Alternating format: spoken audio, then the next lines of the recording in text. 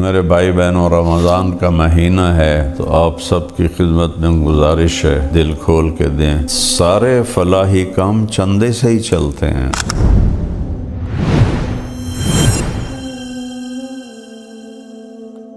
اچھا لباس پہنو، میں قیمتی نہیں پہنتا ہوں، قیمتی لباس نہیں پہنتا، اچھا پہنو۔ وہ کدھر گئی معطا؟ باب ما جاء فی لبس الثیاب للجمال بہا، کپڑے اس لیے پہننا کہ اچھے نظر آئیں، آپ خوبصورت نظر آئیں۔ سبحان اللہ۔ ہمارے پتہ مولوی کے بارے میں کیا تاثر ہے کہ اس کے میلے کپڑے ہوں اور وہ پرانی سائیکل پر چڑھا ہوا، اس کا مڈگارڈ بھی کوئی نہ ہو اور اس کی بریکیں بھی کوئی نہ ہو اور وہ پاؤں سے بریک لگاتا ہو، یہ تو ہے مولوی۔ اور جس کے کپڑے اچھے ہوں، گھر اچھا ہو، سواری اچھی ہو، وہ مولوی ہے ہی۔ مجھے ایک نوجوان نے پکڑ لیا، تم کیسے مولوی، اتنی بڑی بڑی گاڑیوں پہ چڑھتے ہو اور اتنے تمہارے پاس جائیداد ہے، اور مولوی تو سائیکل پہ ہوتے ہیں۔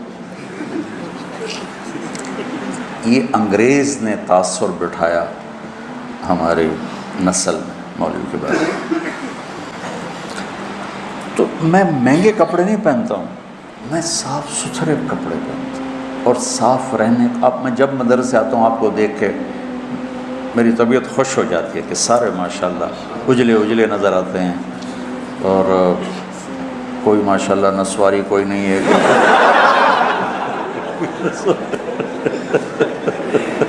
سارے صاف ستھرے خوشبودار، تو اچھے لگتے ہیں۔ اور خاص طور پر جب آپ گھر جاؤ جن کی شادیاں ہیں، بہت اپنا خیال کرو۔ حضرت عبداللہ بن عباس نے فرمایا، انا اتزین لزوجتی کما احب ان تتزین لی۔ حضرت عبداللہ بن عباس نے فرمایا، جیسے میں چاہتا ہوں میری بیوی میرے لیے میک اپ کرے، میں بھی اپنی بیوی کے لیے میک اپ کرتا ہوں۔ اور اللہ کے نبی نے اللہ کے نبی نے واضح فرمایا، تزینوا لنسائکم، اپنی بیویوں کے لیے زیب و زینت اختیار کرو، یہ عین دین ہے۔ اگر اللہ نے دیا ہے تو یہ ایک حدیث ہے کہ ایک صحابی کو بھیجا، وہ گئے ہوئے تھے اونٹ چرانے، ثم ادبر یذهب فی الظہر وعلیہ بردان لہ قد خلقا۔ وہ جب صحابی واپس، اب پیچھے لمبی حدیث ہے، صحابی واپس آیا تو دو پرانی چادریں ان کے اوپر تھی۔ فنظر رسول اللہ صلی اللہ علیہ وسلم الیہ فقال اما لہ ثوبان غیر ہذین، تو آپ نے کہا اس کے پاس اور کپڑے کوئی نہیں ہے، اس نے سے پرانے پہنے ہوئے ہیں؟ قلت بلا یا رسول اللہ لہ ثوبان فی العیبۃ کسوتہ ایجاہما، میں نے کہا یا رسول اللہ اس کے عیبہ، وہ بیگ کو کہتے ہیں، بیگ عیبہ، یہ چھوٹا بیگ حقیبہ، اس کے بیگ میں ہیں کپڑے دو، میں نے اس کو دیے ہیں۔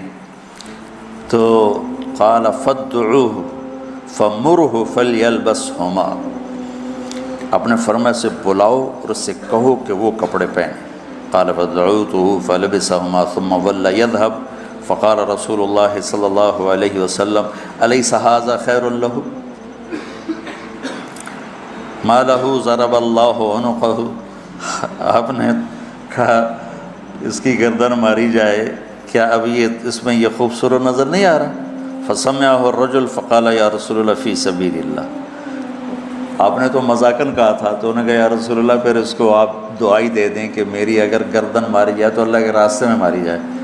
تو فقال رسول صلی اللہ علیہ وسلم فی سبیل اللہ فقتل الرجل فی سبیل اللہ۔ تو صاف ستھرا رہنا، اچھا رہنا، لوگ آپ کو پسند کریں، آپ کا پہلا تاثر لباس کا ہوتا ہے۔ خاص طور پر جو شادی شدہ لوگ ہیں، اپنے آپ کو آراستہ رکھو، کسی جگہ جانا ہو۔ میرے نبی نے کپڑے الگ رکھے ہوئے تھے وفود سے ملنے کے لیے، تھے کہ نہیں تھے؟ تو یہ تصوف کی لائن سے آئی ہے راہبانیت، کہ وہ حضرت کے تو پیوند لگے ہوتے ہیں اور حضرت تو مٹی کے پیالے میں ہی کھانا کھاتے ہیں۔ وہی یہ حضرت کی باتیں حضرت کے پاس رکھو، وہ دیکھو جو میرے نبی نے بتایا اور کر کے دکھایا۔ حضرت تو سب کے الگ الگ ہیں، میں تمہیں سیرت سے جوڑنا چاہتا ہوں۔ اکابر کی عظمت کے بغیر دین مکمل نہیں، یاد رکھو۔ اللہ معاف کرے کہ میں کسی بھی اکابر امت کی توہین کروں، لیکن اکابر امت کتنے ہی بڑے کیوں نہ ہوں، نمونہ صرف نبی کی ذات ہے، آئیڈیل صرف نبی کی ذات۔ لقد کان لکم، پھر آگے فی، سبحان اللہ، ایک لقد پھر لکم اور فی رسول اللہ ہے،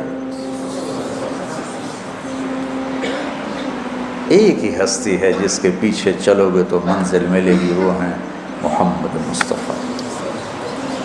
محبتیں بانٹو، محبتیں تقسیم کرو، نفرتوں کی آگ کو بجھاؤ اور اسلام پیش کرو۔ اسلام پیش کرنے کی مثال کیا ہے؟ میں کہتا ہوں بھائی جو 5 وقت نماز پڑھے گا اللہ اسے جنت میں جگہ عطا فرمائے گا۔ یہ تو ہو گیا اسلام۔ اور مذہب کیا ہے؟ یہاں ہاتھ نہیں باندھنے، یہاں باندھنے ہیں، نہیں یہاں نہیں باندھنے، یہاں باندھنے ہیں، یہ ہو گیا مذہب۔ تو مذہب کی تبلیغ نہیں کرنی، اسلام کی تبلیغ کرنی۔ اپنی ذات کے لحاظ سے میں بار بار دہراتا ہوں کہ میری بات کو کوئی غلط نہ لے جائے، اپنی ذات کے لحاظ سے ہم امام ابو حنیفہ کے فتویٰ کو مانتے ہیں، اور امام ابو حنیفہ کے مذہب کی وہ تعبیر جو اکابر دیوبند نے کی ہے اس کو ہم راجح مانتے ہیں، راجح یعنی زیادہ صحیح مانتے ہیں۔ باقی سب کی عزت کرتے ہیں، سب کا احترام کرتے ہیں، سب کو سلام کرتے ہیں۔ ہمارے اکابر کا حال یہ تھا کہ مولانا اشرف علی تھانوی رحمۃ اللہ علیہ کی مجلس میں کسی نے کہہ دیا احمد رضا خان بریلوی، تو حضرت تھانوی اس پر شدید ناراض ہوئے۔ حضرت تھانوی کے ہاں تو فوری پکڑ ہوتی تھی نا، اتنے بڑے عالم کو اس طرح بے ادبی سے پکارتے۔ ہم تو اپنے اکابر کے ہی سیرت اور اخلاق نہیں جانتے کہ انہوں نے کس طرح سلوک کیے ہیں۔ آج جو ہو رہا ہے وہی ڈھول گلے میں ڈال کے بجائی جا رہے۔ تو وہ ایک جلوس جا رہا تھا، نہیں چلے گی، نہیں چلے گی، نہیں چلے گی، نہیں چلے گی۔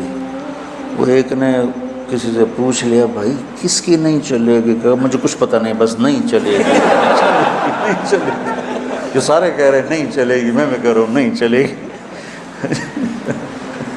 تو بھائی ایسے نہ بنا۔ آپ نے حضرت ابو ذر غفاری سے فرمایا، ابو ذر الا انبئک بعملین خفیف مؤونتہما عظیم اجرہما والذی نفسی بیدہ لم یأت الثقلان بمثلہما۔ ابو ذر تمہیں 2 کام بتاؤں جو کرنے میں آسان اور اجر میں ان کا وزن بے شمار، روزات کی قسم جس کے قبضے میں میری جان ہے، قیامت کے دن بہت تھوڑے لوگ ہوں گے جو اس کو لے کر آئیں گے۔ کہ یا رسول اللہ کیا؟ کہ ایک زبان اور ایک اچھے اخلاق، ایک چپ رہنا، السکوت۔ آپ نے کہا سکوت، آپ کا سکوت سے مراد یہ نہیں تھا کہ بات ہی نہ کرو، شر میں تمہاری زبان ساکت ہو جائے، اور اچھے اخلاق۔ ابو ذر رضی اللہ عنہ نے اس حدیث کو ایسے پکڑا کہ اس کے ظاہر کو ایسا پکڑا کہ ایک مہینہ گزر جاتا تھا کسی سے بات نہیں کرتا تھا، ایک مہینہ، اتنی احتیاط فرمائی۔ اور پھر اللہ کے نبی نے کہا کہ میرے صحابہ میں 4 آدمی ایسے ہیں جن سے اللہ پیار کرتا ہے، وعلی منہم وعلی منہم وعلی منہم۔ آپ نے 3 دفعہ فرمایا، اور علی ان میں سے ہے، اور علی ان میں سے ہے، اور علی ان میں سے ہے۔ تو کون ہے یا رسول اللہ؟ آپ نے کہا علی، سلمان، ابو ذر اور مقداد۔ تو ابو ذر ایسے اوپر گئے کہ اللہ تو سارے ہی صحابہ سے محبت کرتا ہے، وَكُلًّا وَعَدَ اللَّهُ الْحُسْنَى، سب کے لیے جنت کا وعدہ ہے، لیکن یہ 4 کا خاص طور پہ نام لے کر فرمایا۔ پر حضرت علی کا نام 3 دفعہ دہرایا اہمیت بیان کرنے کے لیے۔ بچوں میری یہ زندگی بھر کی نصیحت ہے، صرف اس درس کی نہیں کہ اپنی زبانوں پہ قابو رکھیں۔ جہاں رشتے قریب کے ہوتے ہیں نا، وہاں زبان پہ قابو پانا مشکل ہوتا ہے۔ کوئی پرایا گالی بھی نکال دے تو آدمی پرواہ نہیں کرتا ہے، اور اپنا اوئے بھی کر دے تو دل پھٹ جاتا ہے۔ تو اپنوں میں پھر خاص طور پر بعضوں کی شادیاں ہو چکی ہیں، بعضوں کی ہوں گی، بیوی اور خامند کے رشتے میں بچوں محبت کو باقی رکھنا اور حسن سلوک کو باقی رکھنا اور میٹھے بول کو باقی رکھنا، یہ تمام رشتوں میں سب سے زیادہ اہم اور افضل ہے۔ مولانا طارق جمیل فاؤنڈیشن، اور اس میں یہ بہت زبردست کام کر رہے ہیں آرفنس کے لیے، ہیلتھ میں، ایجوکیشن میں، اور ہم سب کو مل کے اس فاؤنڈیشن کا ساتھ دینا ہے۔